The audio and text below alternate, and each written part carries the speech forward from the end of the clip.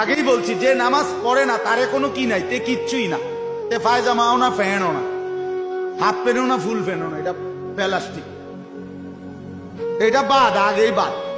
তারে নিয়ে কোনো কথা নাই, তার কোনো তুলনা নাই।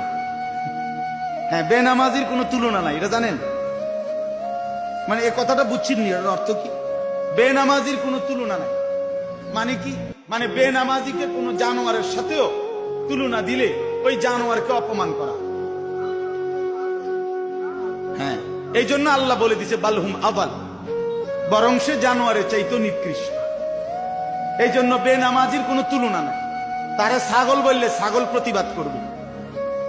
মহান আল্লাহ কি কি কারণে আমার সাথে তারে তুলনা দিল কি লেগে?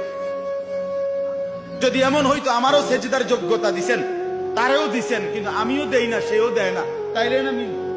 কথা বুঝেন না? এ প্রতিবাদ করবে। কুকুর বললে কুকুরে প্রতিবাদ করবে।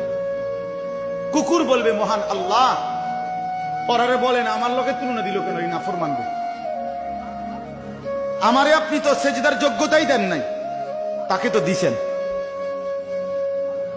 কথাটা উড়ে দিয়েন না। নিজেরে বাদ দুটা খাইতে আনলে, মোবাইল টিপতে আনলে, কয়টা টাকা কামাই করলে, আর কদ্দুর বইয়ের টেলিভিশন চাইতে আনলে চালাক মনে করেন না। ভাত খাওয়া কোনো অবাক কিছু না।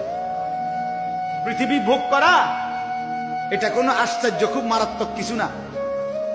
দুনিয়া জানোয়ার, জঙ্গলের হাইওয়ান জানোয়ার দুনিয়া আমাদের চাইতে বেশি ভোগ করে।